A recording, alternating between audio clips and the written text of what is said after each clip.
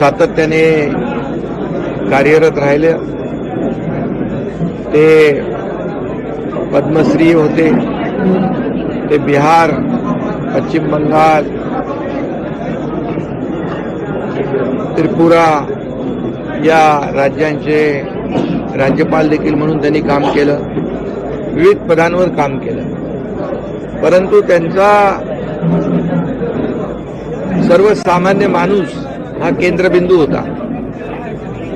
एक शेतकरी कुटुंबातून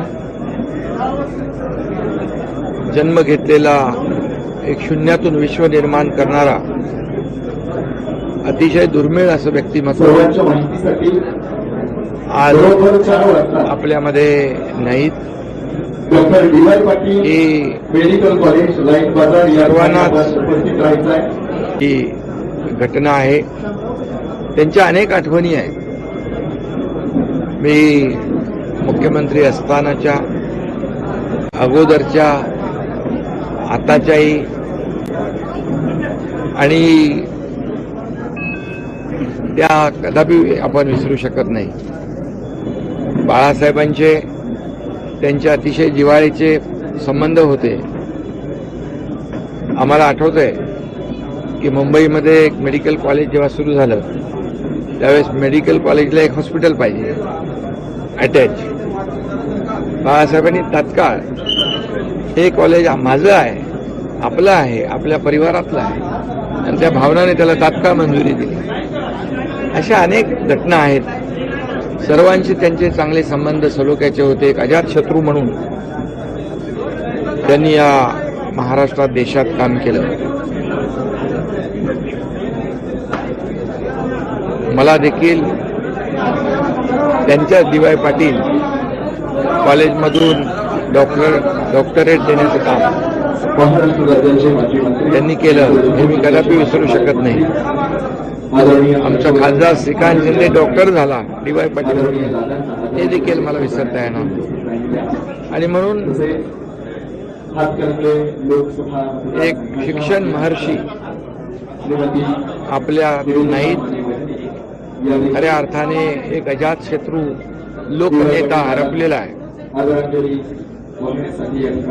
आणि ज्ञानाचा महासागर हरपलाय असं म्हटलं तर वावगं ठरणार नाही। सहकार, शिक्षण, क्रीडा, वैद्यकीय क्षेत्रातलं एक दुर्मिळ नेतृत्व हरपलंय। आणि म्हणून मी त्यांना, त्यांच्या अनेक आठवणी सोबत आहेत।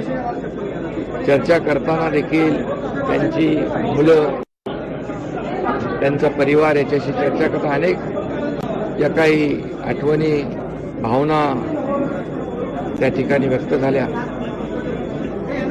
आणि म्हणून सर्वांना, सर्वसामान्य माणसाला मदत करणारा हा असा मोठा नेता, त्याची प्रचिती जी आहे, आज आपण त्यांच्या कामाची आणि कर्तृत्वाची आणि प्रेमाची पोचपावती कालपासून हे अंतिम दर्शनासाठी येणाऱ्या लाखो लोकांच्या उपस्थितीवरून आपण पाहतोय। आणि म्हणून अशी माणसं दुर्मिळ असतात। आपली न भरून येणारी पोकळी त्यांच्या जाण्याने निर्माण झालेली आहे। त्यांचं नेहमी एक वाक्य मला आठवतं, स्वप्न पाहताना मोठी स्वप्न पहा, परंतु स्वतःच्या फायद्यासाठी नाही तर सर्वसामान्य लोकांच्या जनतेसाठी, फायद्यासाठी। हे वाक्य त्यांचं फार काही, बरंच काही बोलून जातं। आणि म्हणून अशी माणसं फार कमी जन्माला येतात।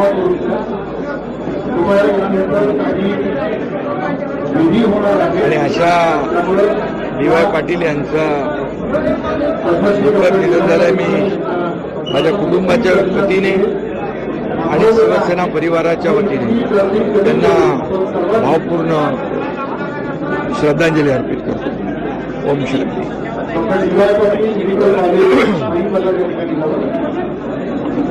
पद्मश्री, इनका देहांत हुआ है। ये बहुत ही दुखद है, ये सभी के लिए वेदनादायी है। क्योंकि इन्होंने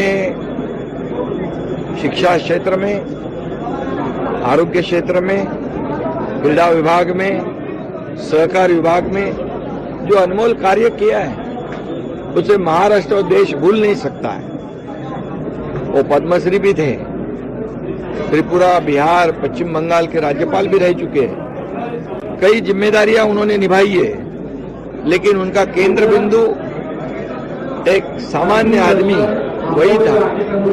और इसलिए एक शिक्षण महर्षि हमने खोया है, एक ज्ञान का महासागर हमने खोया है, और एक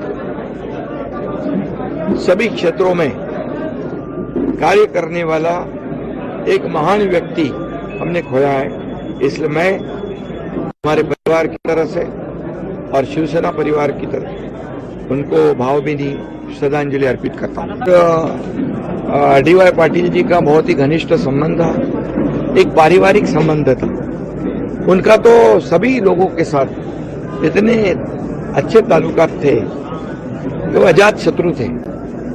और मैंने अभी अभी अनुभव बताया कि मुंबई में जब मेडिकल कॉलेज खुल रहा था तो उसको एक हॉस्पिटल की अटैचमेंट की आवश्यकता थी।